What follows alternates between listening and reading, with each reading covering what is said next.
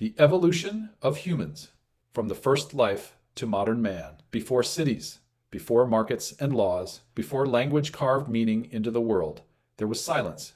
Not the silence of sleep, but the silence of a planet still learning how to hold life. 4.5 billion years of rock and ocean, a handful of chemistry and time, and then life. This is the story of how that life became us, the planet, and the first sparks. 4.54 billion years ago, a ball of rock and metal cooled under a newborn sun. Earth was violent, molten, and hostile. Meteor strikes, boiling oceans, lightning tearing the sky, yet from those extremes, the first fragile sparks of life appeared. Around 3.8 to 3.5 billion years ago, in warm, shallow seas, molecules organized themselves into repeating patterns. Simple cells, the tiny engines of life, emerged. They carried within them a molecule that changed everything. DNA.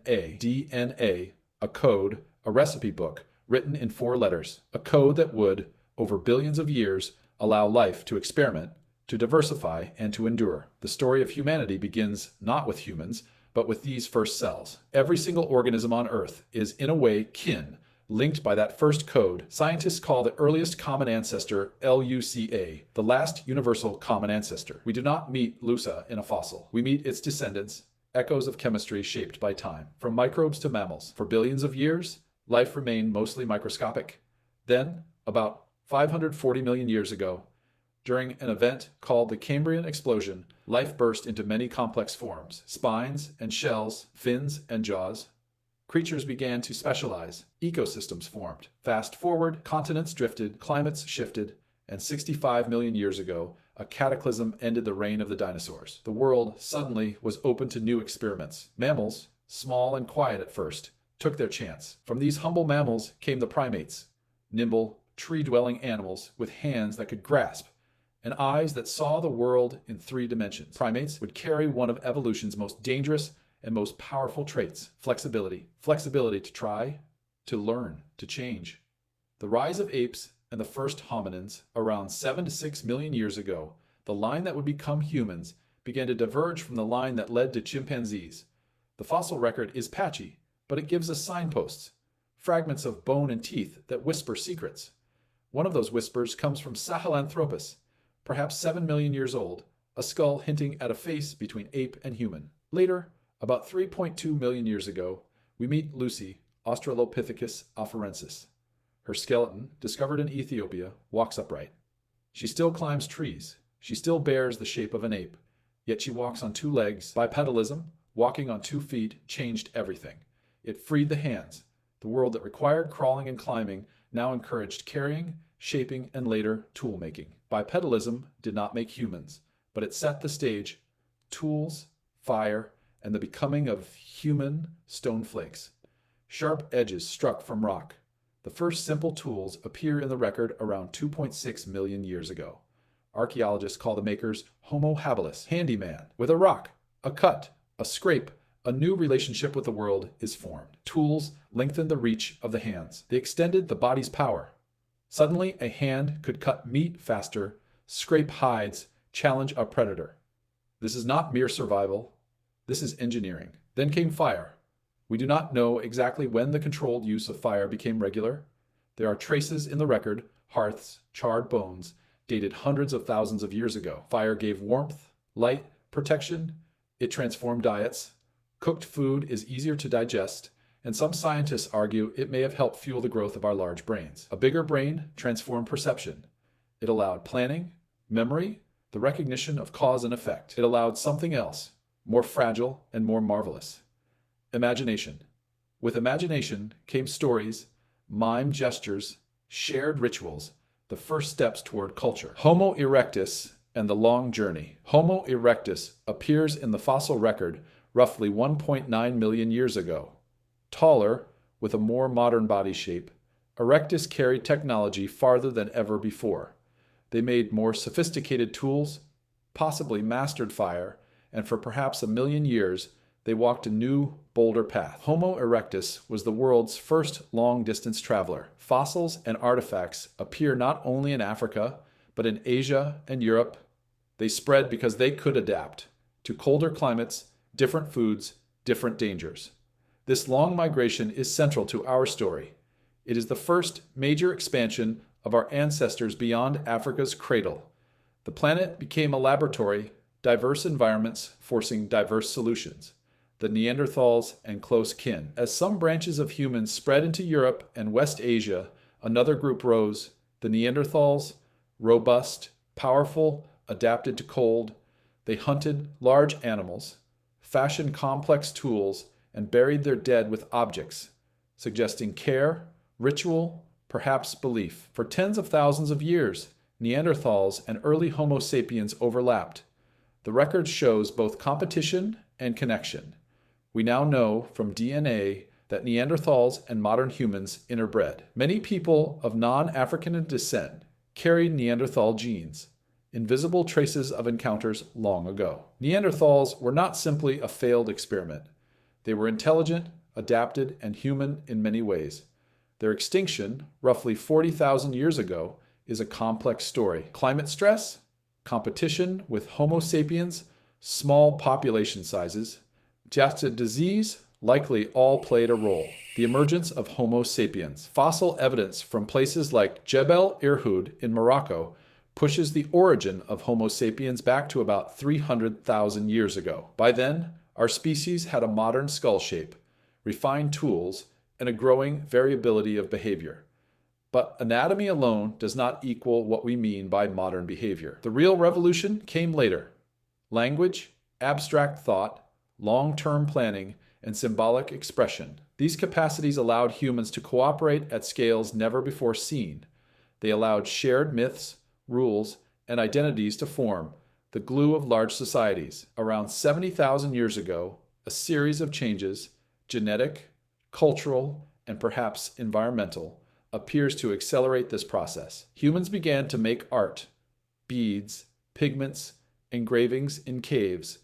They developed complex tools and began long-distance trade. This cognitive leap allowed Homo sapiens to colonize every continent but Antarctica migration, out of Africa and across the world. Modern humans left Africa in waves. The most significant expansion, perhaps around 60 to 70,000 years ago, carried people across the Middle East, into Asia, and eventually into Australia and Europe. Others crossed the land bridge into the Americas many thousands of years later. Migration wasn't a single march. It was punctuated, driven by climate shifts, opportunity, and innovation. Along the way, humans adapted to deserts, tundras, rainforests, and islands. They developed clothing, shelters, boats, and diets suited to local environments. This global spread is a testament to human flexibility. Wherever humans went, they changed the landscape, sometimes subtly, sometimes catastrophically. Fires cleared forests, hunting pressures reshaped animal populations. The planet and humanity began to shape each other. Language, culture, and the cognitive revolution. Language is the engine of culture. With words, humans could encode knowledge, plan complex hunts, and transmit stories across generations. Language enabled trust beyond kin. It enabled shared myths and coordinated action. Culture produced art, cave paintings like those in Lascaux and Sulawesi, symbols burned into stone and bone. It produced ritual and social norms. Tools became more specialized. Bone needles for sewing, composite weapons for hunting. Agriculture arose in some places, creating food surpluses, cities, and the first states. Agriculture, beginning around 12,000 years ago in multiple regions, transformed many human lives. It allowed population densities to swell, created new social hierarchies, and led to technology and writing. Civilization accelerated the pace of change. Genes, science, and what the fossils tell us. What does the science actually tell us? Fossils give us shapes, bones, and teeth. Archaeology gives us tools and hearths. Genetics gives us a new window, the story written in our cells. DNA recovered from ancient bones allows scientists to trace migrations and encounters. It revealed the interbreeding with Neanderthals and Denisovans, another archaic human group. It shows how a tiny population of modern humans left Africa, expanded, and mixed with local groups. Our genes carry signatures of diet changes, disease resistance, and adaptations to high altitudes. These are the fingerprints of evolution in recent history. Evolution is not only ancient history, it is present in our genomes. The agricultural revolution and civilization. When humans began to farm, life changed quickly.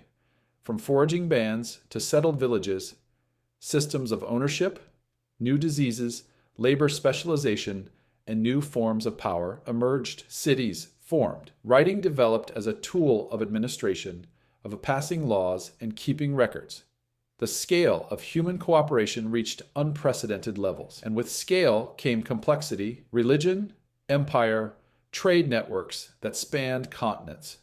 These structures reshaped human selection pressures. Crowded cities selected for new immune responses. New social structures shaped mating patterns and cultural transmission. Evolution and culture became entangled.